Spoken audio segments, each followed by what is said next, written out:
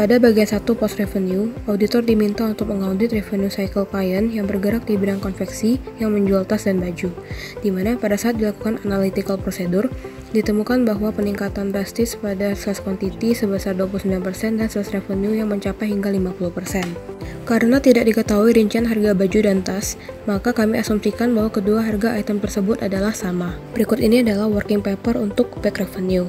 Setelah dilakukan perhitungan, ditemukan bahwa terdapat perbedaan antara expected revenue dan recorded revenue yang melebihi threshold 20% yang sudah ditetapkan, yaitu perbedaannya mencapai 33,37%. Maka dari itu, perbedaan senilai 709 jutaan tersebut harus diinvestigasi lebih lanjut oleh auditor. Nah, ini adalah working paper untuk search revenue. Sama halnya dengan perhitungan pada back revenue. Terdapat pula perbedaan yang signifikan antara expected revenue dan recorded revenue-nya, yang melebihi threshold 20%. Maka dari itu, auditor perlu melakukan investigasi lebih lanjut terhadap perbedaan sebesar 472 jutaan tersebut.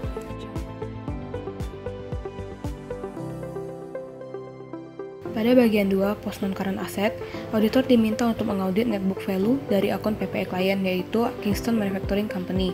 Apabila ditemukan misstatement yang material, maka temuan tersebut harus segera direvisi dan ditanyakan kepada klien.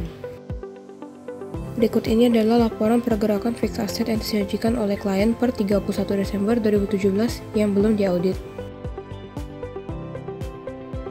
Terdapat bukti invoice mengenai pembelian komputer equipment pada tanggal 1 Desember 2017, sehingga nantinya komputer equipment ini akan terdepresiasi dengan masa pakai 1 bulan.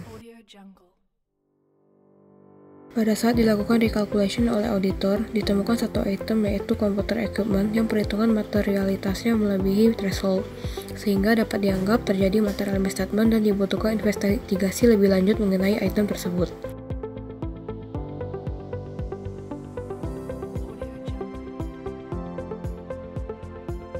Selanjutnya adalah bagian 3 post expense, di mana pada bagian ini kita sebagai auditor diharuskan untuk mengecek apakah Glory Corporation telah melakukan perhitungan PPh 21 karyawannya dengan benar.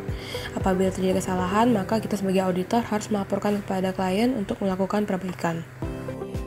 Berikut ini adalah informasi tambahan mengenai data keluarga karyawan, di mana pada keluarga Denny Hartono terdapat penambahan 1 tanggungan, sehingga status Denny Hartono berubah dari K0 menjadi K1, sebab seseorang diakui sebagai subjek pajak sejak saat dirinya dilahirkan. Kemudian, ini adalah working paper hasil perhitungan auditor, di mana terdapat perbedaan perhitungan PPh 21 antara klien dan auditor. Perbedaan terdapat pada perhitungan PPh 21 milik Denny, di mana pada perhitungan klien, status Denny yang dipakai masih K0, sehingga PTKP-nya hanya 58.500.000 saja. Padahal seharusnya, status Denny berubah menjadi K1 dan PTKP-nya bertambah menjadi 63 juta. PPh 21 Denny juga berubah menjadi lebih bayar 90.000. Karena hal tersebut, auditor perlu melaporkan kesalahan ini kepada klien untuk diperbaiki.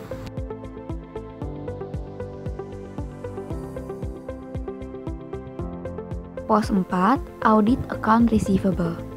Berikut adalah petunjuk dalam pengerjaan Audit Account Receivable. Klien yang diaudit adalah PT Elite yang melakukan penjualan secara kredit dengan term of payment 60 hari. Sampel yang diambil ada 8 perusahaan. Dari 8 konfirmasi eksternal yang dilakukan, hanya 6 perusahaan sampel yang hasil konfirmasinya sesuai dengan pencatatan klien.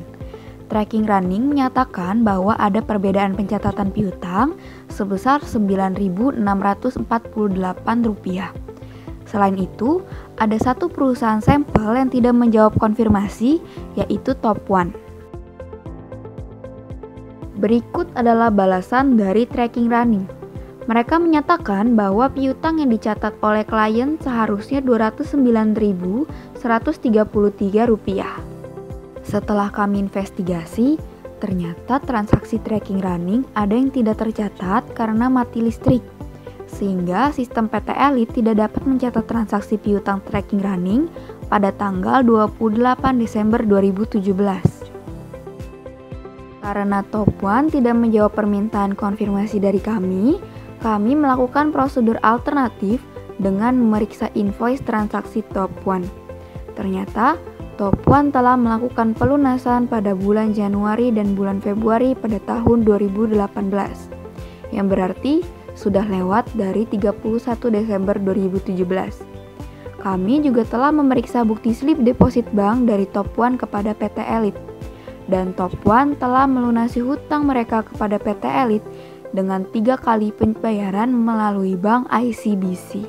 Dari keseluruhan bukti yang ada, kami membuat jurnal koreksi untuk transaksi tracking running yang tidak tercatat sebesar Rp9.648. Kami tidak melakukan jurnal penyesuaian untuk Top One karena pelunasan dilakukan di tahun 2018. Karena Top One belum membalas permintaan konfirmasi kami akan melakukan konfirmasi ulang. Selain itu, ternyata umur piutang Top One sampai pada tanggal 31 Desember 2017 sudah lebih dari 60 hari. Sehingga kami harus lebih fokus memeriksa umur piutang PT Elite yang lain selain dari sampel yang telah kami pilih dari daftar account receivable yang telah disediakan. Pemeriksaan umur piutang akan kami lebih fokuskan untuk memeriksa apakah ada transaksi baru yang dilakukan padahal transaksi sebelumnya masih belum dilunasi oleh perusahaan pembeli setelah jatuh tempo.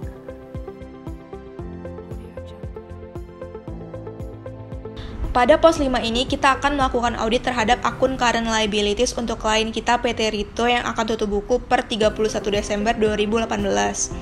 Dan berikut adalah petunjuk mengenai karakteristik untuk proses klasifikasi current liabilities, serta kita juga akan diminta untuk propose revisi kepada klien jika menemukan adanya salah saji atau misstatement pada akun tertentu. Berikut adalah additional information atas obligasi yang ditawarkan oleh perusahaan pada tahap pertama yakni tahun 2013 serta tahap kedua pada tahun 2015. Kemudian di bawah ini merupakan account-account pada current liabilities yang dilaporkan oleh klien. Dan ini adalah rincian data dari akun account payable. Sedangkan ini merupakan working paper atas akun account payable yang membutuhkan adjustment dan revisi karena klien tidak mencatat dengan lengkap transaksi pada PT Jaya Vermax sehingga menyebabkan understatement pada akun account payable. Dan ini merupakan rincian dari account-account pada current liabilities yang meliputi tax payable, accrual, bank loan yang menurut kami sudah tidak memerlukan revisi, dan bonds payable. Nah, sekarang kita akan membahas mengenai obligasi dari additional information yang diberikan. Obligasi ini ditawarkan kepada publik pada 3 September 2013 dan akan jatuh tempo pada 11 Juni 2018. Karena obligasi tersebut sudah jatuh tempo pada Juni 2018, maka saldo hutang ini tidak perlu kita catat lagi untuk periode 31 Desember 2018. Kemudian obligasi yang ditawarkan pada tahap kedua ini ditawarkan pada 13 Maret 2015 dan jatuh tempo pada 18 Maret 2020. Obligasi ini tidak dapat diklasifikasikan sebagai current liabilities karena jatuh temponya masih lebih dari 1 tahun setelah periode 31 Desember 2018. Maka dari itu, perhitungan bonds payable client seharusnya tidak perlu dimasukkan ke akun current liabilities.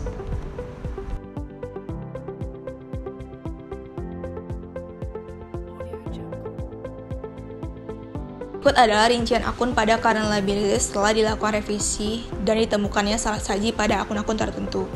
Setelah melakukan audit atas laporan dan rincian transaksi yang telah diberikan oleh klien, kami menemukan understatement pada akun account payable yang seharusnya 127 miliar namun dicatat oleh klien sebesar 125 miliar. Hal ini dikarenakan adanya transaksi yang belum tercatat pada PT Jaya Vermax. Kemudian pada akun bonds, obligasi yang ditawarkan oleh kepada publik pada tahap pertama telah jatuh tempo sehingga saldo hutangnya tidak perlu ditulis lagi. Serta untuk obligasi yang ditawarkan pada tahap kedua tidak perlu dimasukkan ke akun current liabilities karena obligasi ini jatuh temponya masih lebih dari 1 tahun, terhitung dari Januari 2018 hingga 18 Maret 2020. Maka dari itu, obligasi ini akan diklasifikasikan sebagai non-current liabilities, dan perhitungan akun lain yang dilaporkan oleh klien sudah benar dan tidak memerlukan revisi lagi.